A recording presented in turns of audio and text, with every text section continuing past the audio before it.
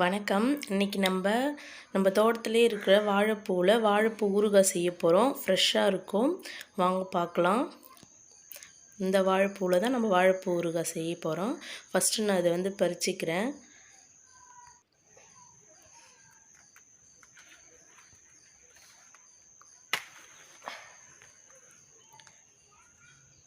இப்போ நம்ம இது எப்படி க்ளீன் பண்ணுறதுன்னு பார்க்கலாம். சுற்றி இருக்கிற தோல் மட்டும் ஃபஸ்ட்டு நான் எடுத்துடுறேன்.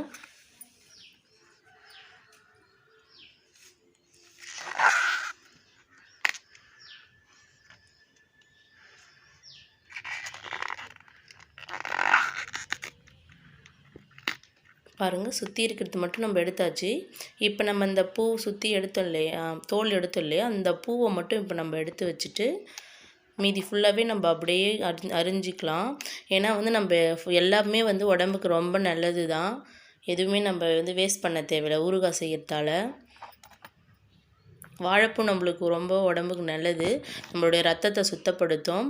முக்கியமாக குழந்தை இல்லாதவங்களுக்கு, பெண்கள் அதிகமாக இந்த வாழைப்பூவை சாப்பிட்ணும். கர்ப்பப்பை சம்மந்தமான எல்லா பிரச்சனைகளும் இந்த வாழைப்பூவில் சரியாயிடும். அதனால் நம்ம இன்றைக்கி தோல் எதுவும் எடுக்க போகிறதில்ல, நம்ம அப்படியே கட் பண்ணிக்கலாம்.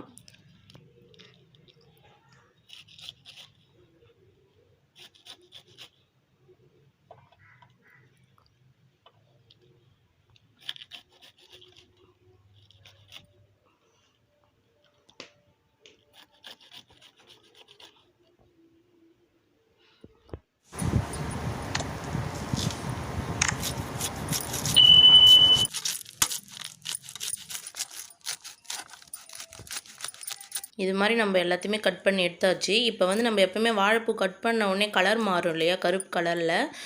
அதனால் நான் எப்பயுமே வாழைப்பூ கட் பண்ண உடனே மஞ்சள் தூள் கொஞ்சம் நல்லா தூவி விட்டுக்கலாம். அதுக்கப்புறம் நான் உப்பு போட போகிறேன், சால்ட்டு. 1 ஸ்பூன் எண்ணெய் விட்டுக்கலாம். இப்போ இது 3த்தையும் போட்டுட்டு நல்லா கிளறி விட்டுடலாம். அப்போ தான் நம்மளுக்கு துவர்ப்பு தன்மை கொஞ்சம் கம்மியாக இருக்கும், நம்ம கலரும் மாறாமல் இருக்கும் நம்மளுடைய வாழைப்பூ.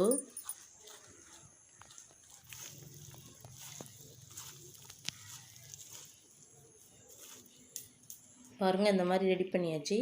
இப்போ நம்ம அடுப்பு பற்ற வச்சுட்டு ஃபஸ்ட்டு நான் எண்ணெய்லாம் ஊற்றலை, வெறும் சட்டியிலே நம்ம வெந்தயத்தை வறுத்து எடுத்துக்கலாம். வெந்தயம் நல்லா பொரிஞ்சிடுச்சு. இப்போ இதை மாற்றிட்டு நம்ம இந்த பூவை வதக்கிக்கலாம். இப்போ 2 ஸ்பூன் எண்ணெய் விட்டால் போதும்.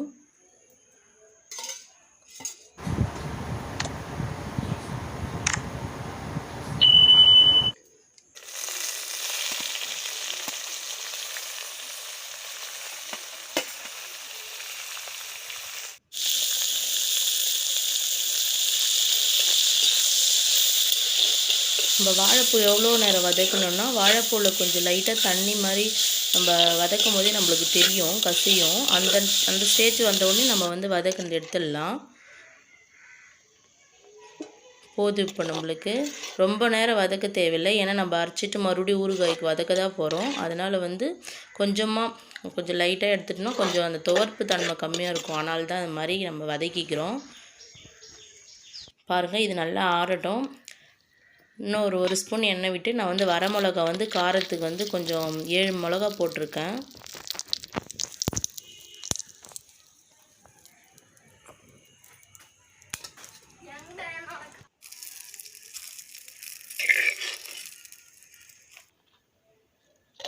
நம்ம வறுத்த வரமிளகா, வதக்கி வச்சுருக்க வாழைப்பூவு,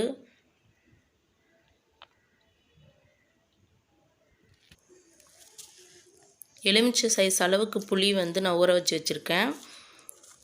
1 பூண்டு பல், தேவையான அளவு உப்பு, இதெல்லாம் போட்டு நம்ம அரைச்சி எடுத்துன்னு வந்துடலாம். பாருங்கள், இந்த மாதிரி அரைச்சிக்கணும். இப்போ நம்ம ஊறுகாய் தாளிக்கலாம். கொஞ்சம் நிறையவே எண்ணெய் விட்டு தாளிச்சிக்கலாம், அப்போ தான் எவ்வளோ நாள் ஆனாலும் கெடாமல் இருக்கும். கடுகு போட்டு கொஞ்சம் நல்லா பொரியட்டும்.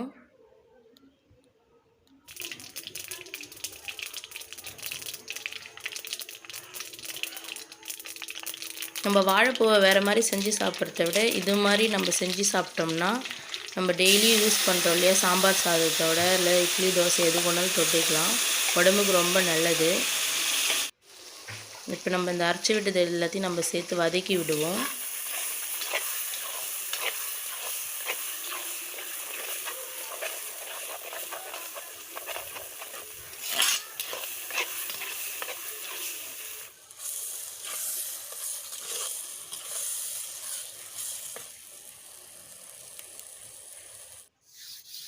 நம்ம அதுக்குள்ளே வெந்தயம் வறுத்து வச்சுருந்தோம் இல்லையா, அதை நம்ம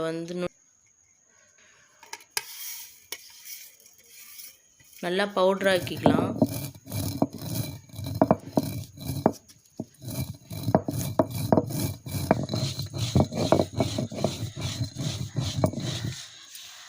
வெந்தயம் நல்லா பவுட்ரு ஆயிடுச்சு. இப்போ நம்மளுக்கு ஊறுகாய் ஓரளவுக்கு வதங்கியிருக்கும். இந்த வெந்தய பவுடரை நம்ம அந்த ஊறுகாயில் போட்டு சேர்த்து நல்லா கிளறி விடலாம்.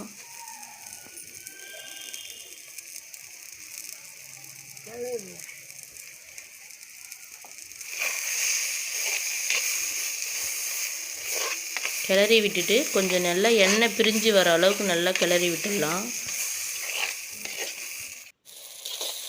பாருங்கள், இதுலேயும் நம்மளுக்கு தெரியும் கொஞ்சம் நல்லா எண்ணெய் பிரிஞ்சு வருது பாருங்கள். நம்மளுடைய வாழைப்பூ ஊறுகாய் ரெடி ஆயிடுச்சு.